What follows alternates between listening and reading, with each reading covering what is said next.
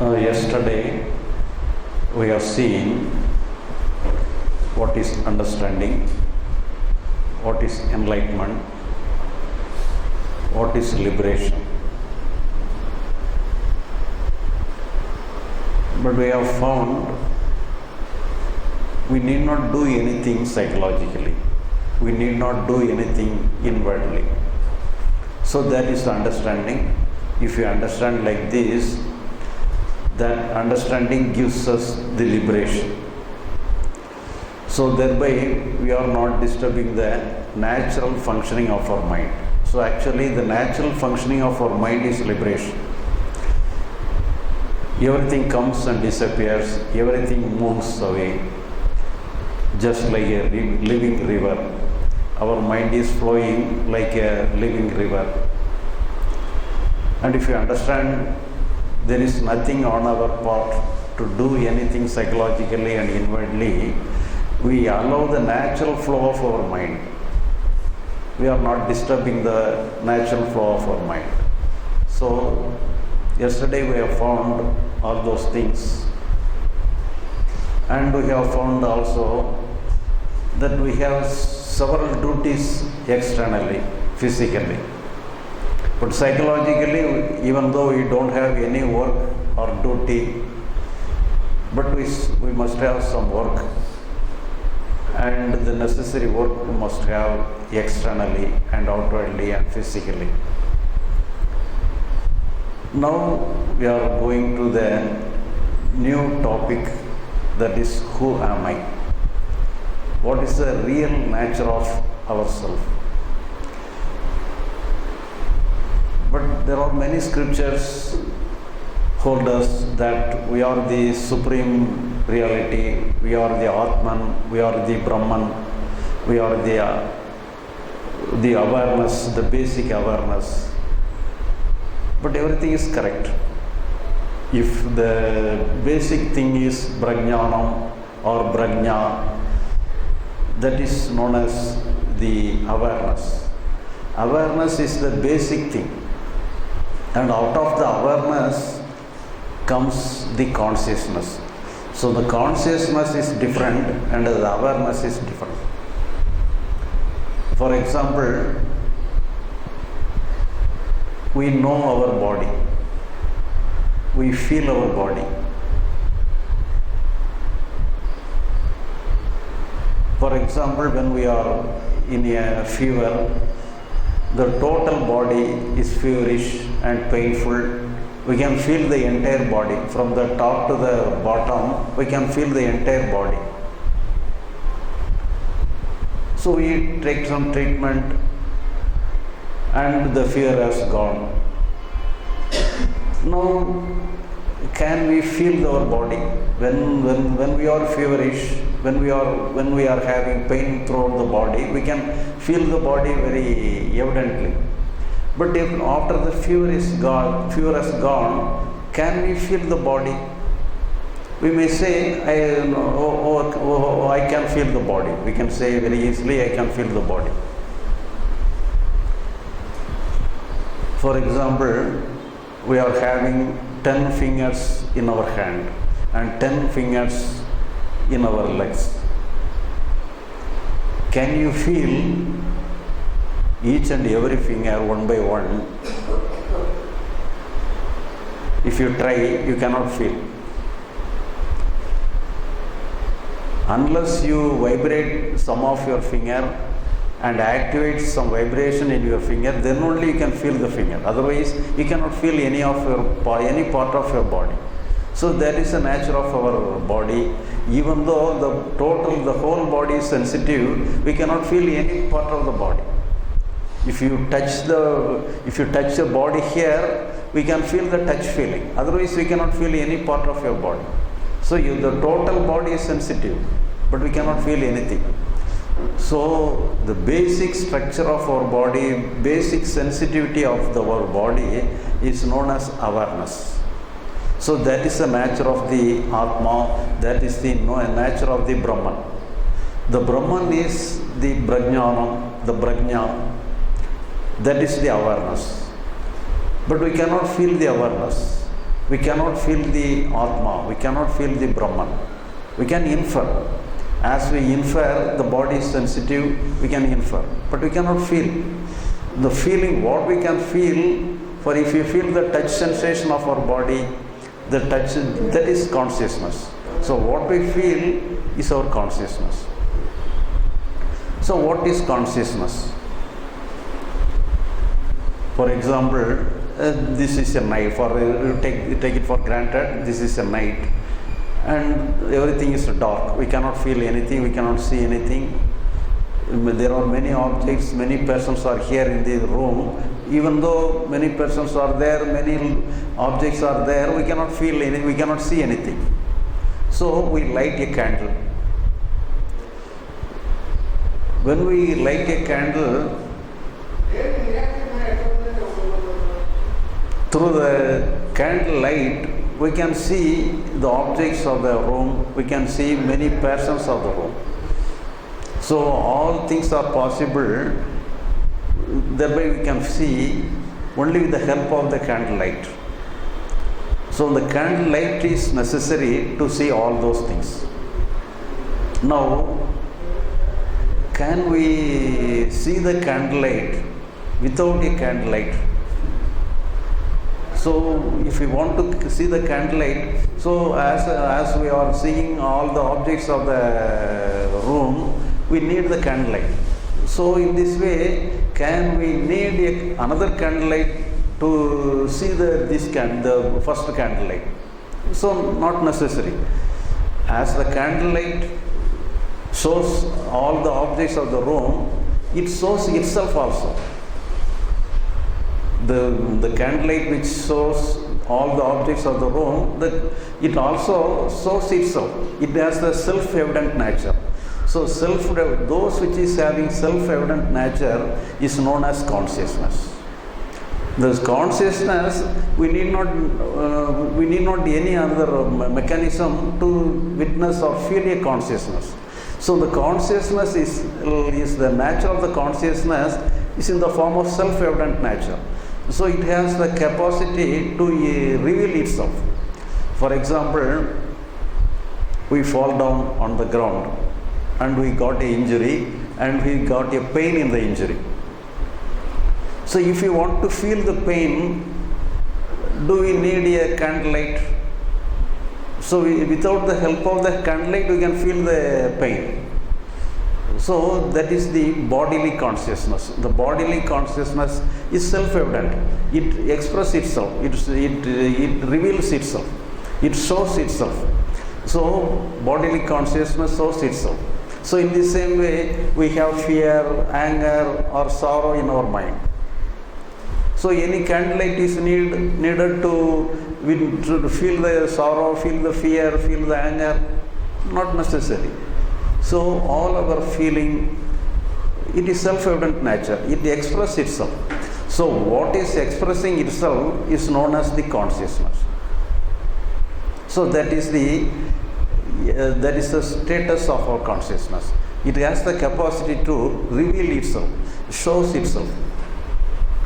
For example, there is a tree. We look at the tree.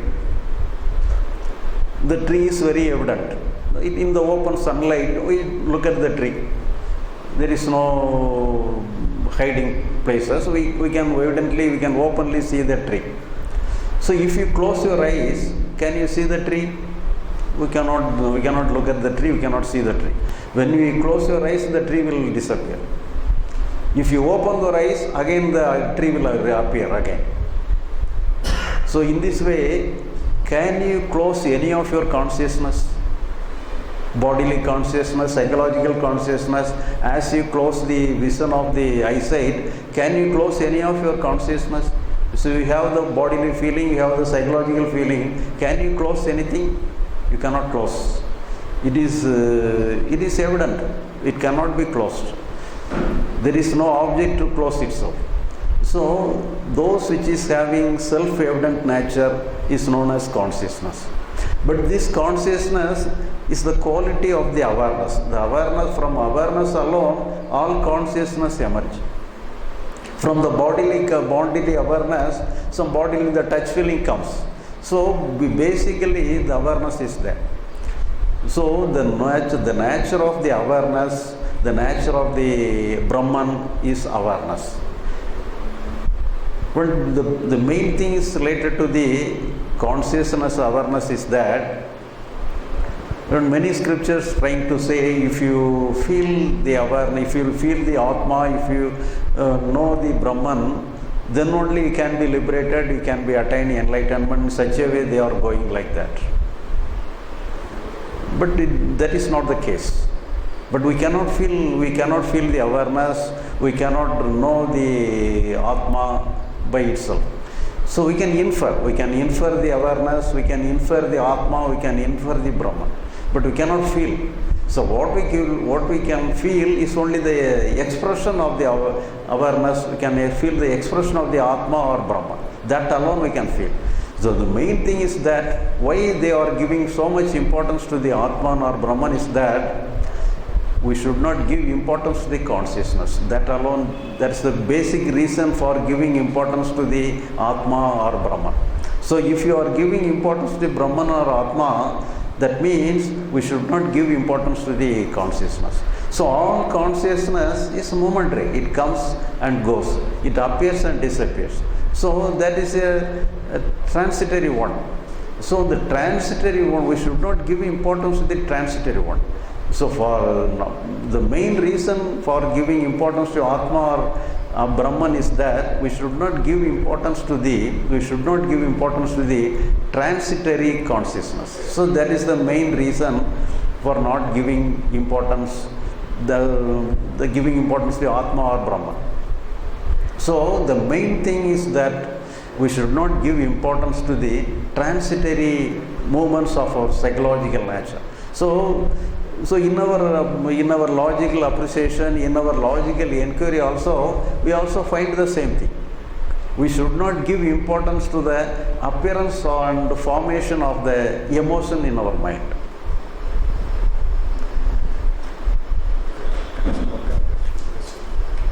This work agaliya?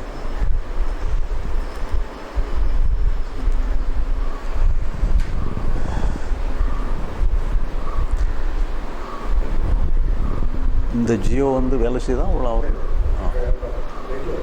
Network ஆகுது.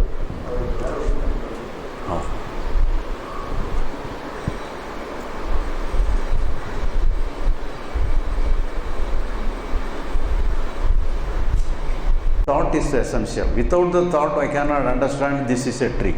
We have to name it as a tree. We have to realize, we have to recognize it is a tree. When such kind of recognition, in such way we are recognizing something as a tree, at the same time we recognize ourselves as somebody to seeing the tree. So I am the experiencer of the tree, and the tree is the object to be experienced. So the subject and the object was created by the thought.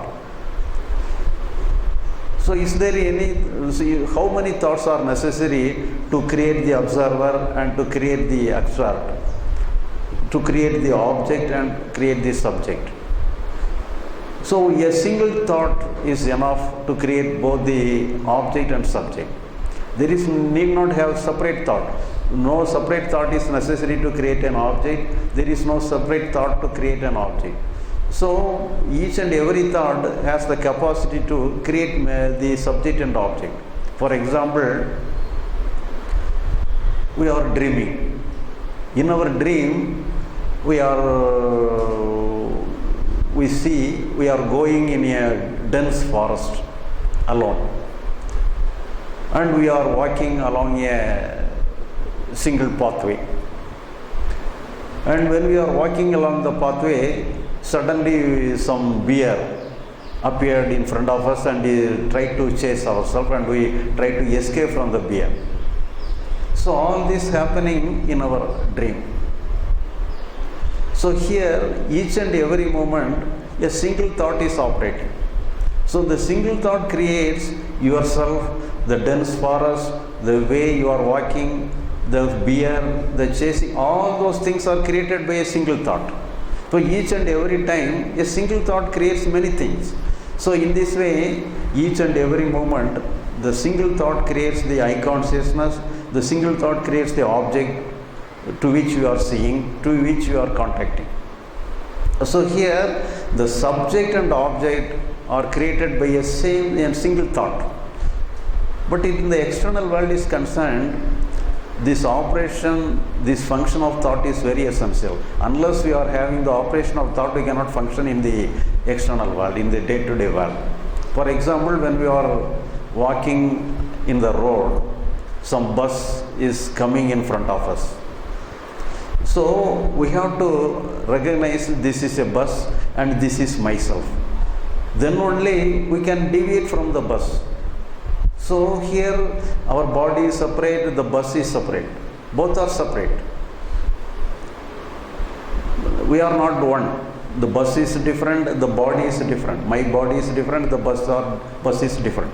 So we have to remove our body from the way of the bus, way of the vehicle. So for that, we have to recognize both are different. So the thought is essential to discriminate the things. Then only we can act accordingly.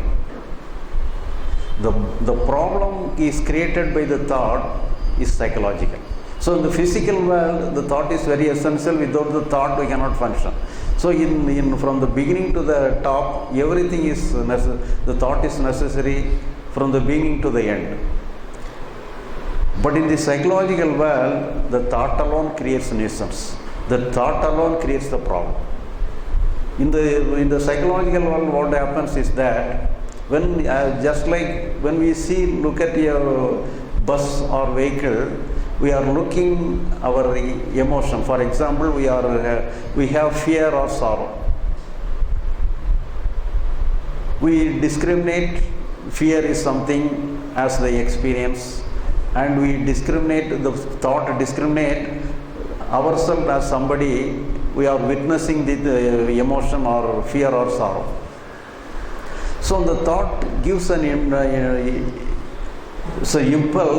that to be free from the thought, free from the fear, free from the sorrow. As if we have to free from the vehicle, it gives an energy, gives an inducement to be free from the fear or sorrow. Actually, the me is also part of our mind, the sorrow is a part of our mind, the fear, sorrow, anger, everything is a part of our mind. Psychologically, we are one. There is no division. But in that case, our thought enters and divide our mind into two portions: the subject and object, the experiencer and the experienced. Actually, the experiencer and the experience are part of the same mind, part of the same experience.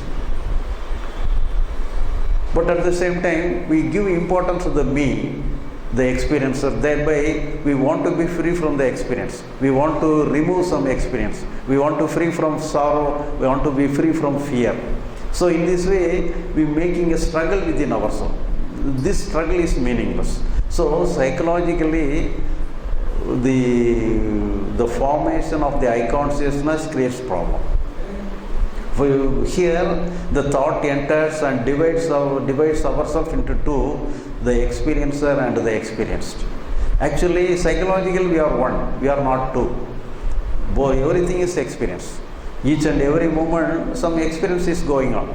But with the help of our thought, in the dream, each and every moment, a single dream is there. But our thought discriminates everything into many compartments. This is I am, this is a forest, this is a beer, this is a way, this is our action. So in this way, we are making everything into different type, different categories. So in this way, we are in the psychological world also, our thought enters and divide ourselves into two parts. The one part is I am, the other part is our experience. So actually, there is no duality within the psychological world, but we are artificially creating a duality within ourselves. For that, the I consciousness is the reason for our duality. So here, when we want to escape from our fear, escape from our sorrow, escape from our anger, then we are giving importance to the I consciousness.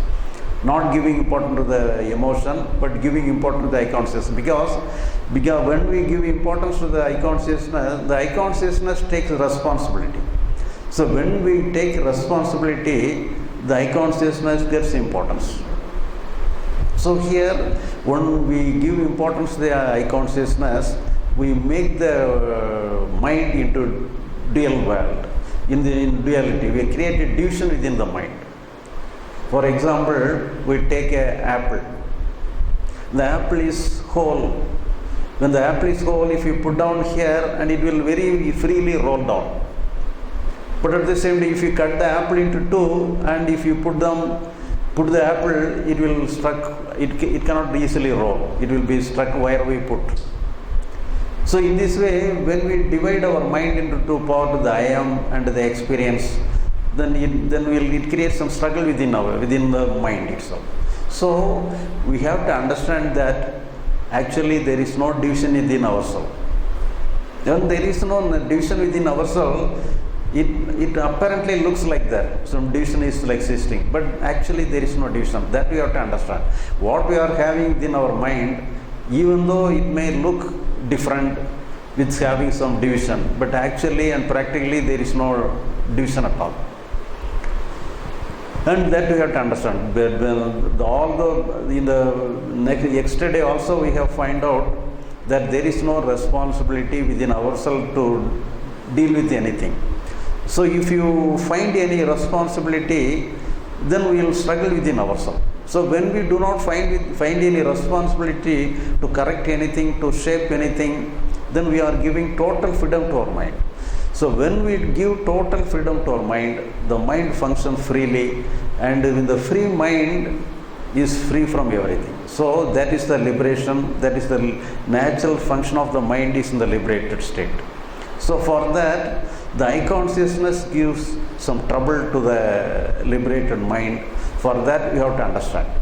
So if you understand, there is no separate eye consciousness within ourselves as it appears, but actually everything is the experience, everything is the function of the mind. Then we need not give any importance to the eye consciousness. In the external world is concerned, we have to give importance to the mind, importance to the eye consciousness. Then only we can get away from the vehicle. We will do some necessary things. We have to differentiate ourselves from the other thing. Then only we can. All our actions are possible. But then psychologically, no action is needed. But when we differentiate ourselves from the other thing, when we differentiate the me from the experience, then only we are unnecessarily creating a responsibility, unnecessarily creating a work within ourselves. So psychologically, we must be free from all our work. So that is the main thing that we have to understand. For that, we have to understand the nature of the eye consciousness. So if you understand the nature of eye consciousness is made up of thought, and this nothing but thought, it is just like an appearance created by the thought, and psychologically it is as unnecessary division, and physically alone the division is valid, but psychologically it is invalid division. And if you understand like this, then we will not unnecessarily struggle within ourselves. So all these things we have to understand by the topic that who am I? But for example, when we are driving our car in a daytime, the sun in the noon, when you are driving your car in a road, distantly you may feel some water upon in the road. So on the first time you see such kind of thing, you may feel some water is there in the road, and you slow down your vehicle. When you reach the water will disappear, because then only you understand this is an eddy and this is a mirage, and this is not a real water, it is only mirage. But even after you are finding out it is a mirage, and even after you finding out it is a mirage, the mirage will be continuing. Even you go along the way, the mirage will continue. But the main thing is that once you understand it is a mirage, then you will not adjust your car related to the mirage. So that is the main thing. So in this way, Even though you understand the I consciousness is meaningless one, the I consciousness will exist forever. So you need not worry about the I consciousness. The I consciousness will be forever. But the main thing is that we should not give importance to the I consciousness. We have to understand it is just like a mirage. And we need not give importance to the when you give importance to the I consciousness, you will give responsibility to the I consciousness. So we have to separate our emotion, separate our psychological world. Then if you do not give importance to the I consciousness, so nobody is there to take any responsibility. So psychologically, there should not be anybody, there should not be anyone to take any responsibility in the psychological world. So all our responsibility is related to the external world. Psychologically, we should not have any responsibility. We have to keep ourselves without any responsibility. So here, all our experience is a transitory one. It is not a permanent one. We cannot create any permanency in our experiences. So for that alone, the Atmic consciousness, the knowing of consciousness, knowing of Brahman is necessary, because Brahman alone is the reality. Brahman alone is the basic thing. All the experiences, all the expression are a transitory one. So in the psychological world, we cannot create any permanency. So if you think we can create a permanent world, a permanent experience, then only we are giving some trouble within the psychological world. So psychological world is a transitory world. It's a momentary world. We have to understand like this. If you understand like this, we will not try to create any permanency in the psychological world. For that, we have to understand who am I, and we have to understand this is it's an appearance. Actually, there is no reality in I consciousness. It is just like a mirage. It will be like that, and we need not give importance to the mirage, give importance to the I consciousness.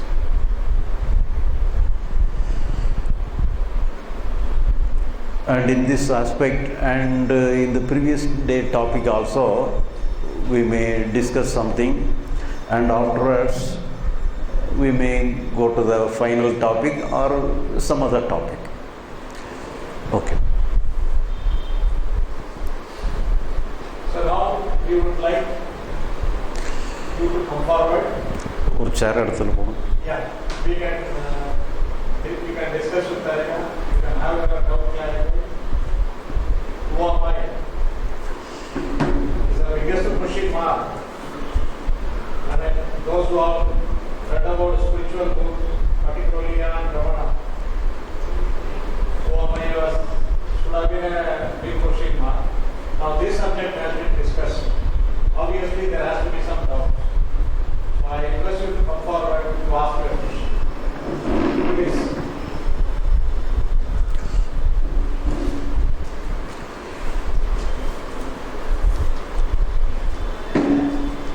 On பண்ணிட்டு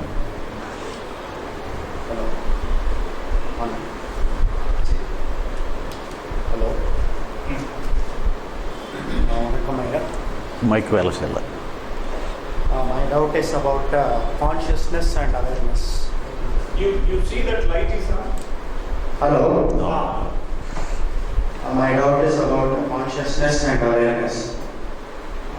Vedanta gives importance to awareness, the permanent entity which continues among the transient phenomena.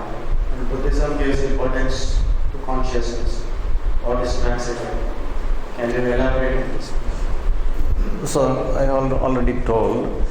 So the awareness is the basis. That is real thing. Without the awareness, no consciousness is possible. So all the possibilities is due to the awareness. That is the basic structure. But at the same time, we cannot feel. So when whatever we can feel, we have to convert the awareness into consciousness. Then only we can feel. So what we can feel is only consciousness. In the consciousness may be in a different type. Our psychological consciousness, bodily consciousness, both way alone we can feel something. Otherwise, no other consciousness we cannot have. Only psychological consciousness and physical consciousness, bodily consciousness and mental consciousness. Both alone we can feel. But where from that consciousness comes is that the awareness is the basis. Without the awareness, because consciousness is transitory, it is momentary. But the awareness is not momentary, and we can feel whatever we feel is only the expression.